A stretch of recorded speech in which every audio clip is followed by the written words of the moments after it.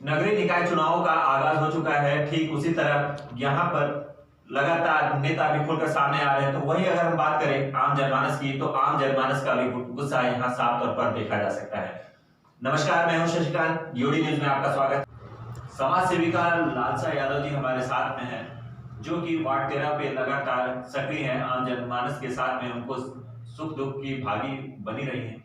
तो आइए हम उनसे सीधा जुड़ते हैं और जानते हैं कि आखिर वार्ड 13 विकास से पीछे क्यों रह गया।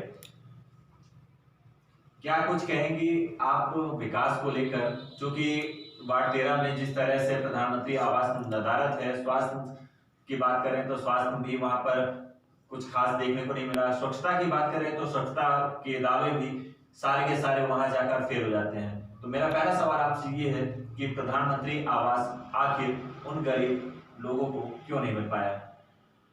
धन्यवाद भैया जी, जो आज में कुछ बोलने का मौका दे रहे हैं। हमारी सरकार जो प्रधानमंत्री जी हैं, उनकी योजनाओं का जितना लाभ मिलना चाहिए वो लाभ हमारे वार्ड में इसलिए नहीं मिल पा रहा है कि वहाँ जो हमारी पार्षद हैं वो सक्रिय नहीं हैं। और वार्डवासियों को वो ज़मीनी स्तर से सभी योजनाओं को वहाँ पे ला नहीं पा रही हैं और उसका लाभ वार्डवासियों को नहीं मिल पा रहा है।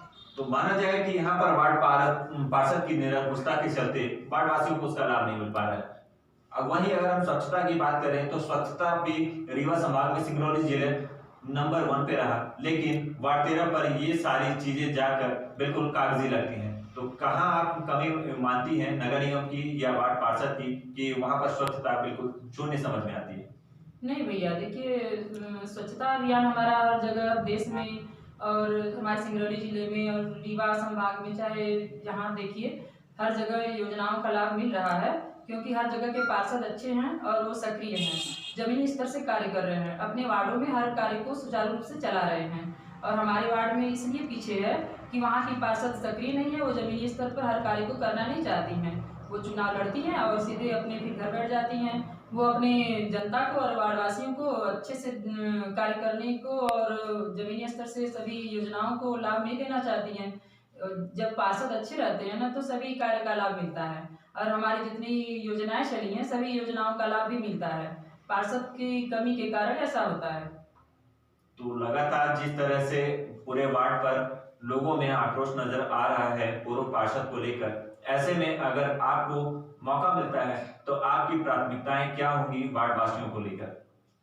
भैया जी, हम ये कहना चाहेंगे कि जितनी हमारी सरकार की योजनाएं हैं, उस सरकार की योजनाओं को पहले सबको हम अवगत कराएंगे और उनकी जानकारी वार्डवासियों को देंगे और जितना हो सकेगा उसमें कार्य करने का जमीनी स्तर से कार्य करेंगे।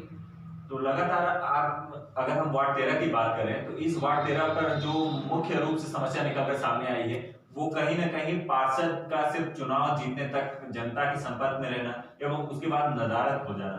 तो इस चीज को आप कैसे देखती हैं। हाँ भैया, वो वोट के समय हमेशा दिखेंगी और जनता को प्रभावित करेंगी कि हम ये करेंगे वो करेंगे, सारे कार्य को करेंगे, लेकिन वो जैसे ही वोट फिर जीत जाती हैं उसके बाद वो कोई कार्य नहीं करती हैं, सामने आमने दिखती भी नहीं है। वार्ड में क्या हो रहा है, वार्डवासियों को क्या लाभ है, हानि है, वो किस दुख से पीड़ित है, इनका उनको कोई अनुभव नहीं है। ना ही उस पर वो कार्य करना चाहती हैं, ना ही आगे बढ़ना चाहती हैं, ना ही उनको कुछ दुख सुख में लाभ देना चाहती हैं। वो कई पंचवर्षीय वो लड़ चुकी हैं, ऐसा ही करते जा रही हैं। फिर उनकी कमी है जिससे जनता को पूरा लाभ नहीं मिल पा रहा है और जनता नाराज है। बात करें हम यदि गरीबों के खाद्यान्न की, गरीबों के मुंह से निवाला छीनने का काम आपके वार्ड पर जो चीज निकल कर सामने आया है, तो इसमें आप दोषी किसको मानती हैं, या फिर इस पूरे मामले में हम कहें कि खाद्यान्न जो गरीबों को मिलना चाहिए था उन तक नहीं पहुंच पा रहा है, तो आखिर कमी कहाँ रह गई। खाद्यान्न इसलिए नहीं पहुंच पाता है कि पार्षद वो हर कार्य को अपने तरीके से करना चाहती हैं और वो अपने चहेते को जिनको जिनको चाहती हैं वो राशन बंटवाती हैं, अन्यथा और जितने गरीब हैं उनके ऊपर ध्यान न देकर और जिनको चाहती हैं उन्हीं को देती हैं। इसीलिए पूरे लोगों को राशन नहीं मिल पाते हैं, इसलिए जनता नाराज रहती है। अब हम बात करें वैश्विक महामारी कोरोना को लेकर, अगर तो इस कोरोना महामारी से संपूर्ण विश्व ही परेशान रहा है। तो वहीं अगर हम वार्ड 13 की बात करें तो वार्ड 13 पर भी जो CSR के तहत से खाद्यान्न बंटने को आया था, या फिर शासन की तरफ से जो चीज यहाँ पर लोगों के बीच में आनी चाहिए थी, या सैनिटाइजर छिड़काव होना चाहिए था, तो यहाँ पर वो सारी चीजें भी पब्लिक के बीच में देखने को नहीं मिली। तो क्या कुछ कहेंगे इसको लेकर?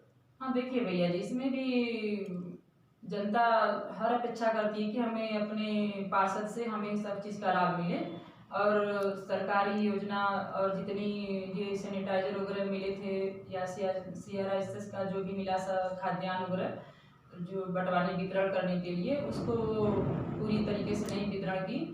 उसमें सब इधर उधर करके गोलमाल कर देती हैं, और सैनिटाइजर वगैरह तो बंटवा ही नहीं, ना मास्क वगैरह कोई सावधानी पूर्वक कोई कार्य किए ही नहीं गए।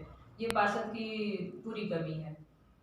तो एक चीज जो लगातार देखने को मिल रहा है और वार्ड की समस्याएं जो सामने आ रही हैं, तो माना जा रहा है कि यहाँ पर बिचौलिए पूर्ण रूप से सक्रिय हैं।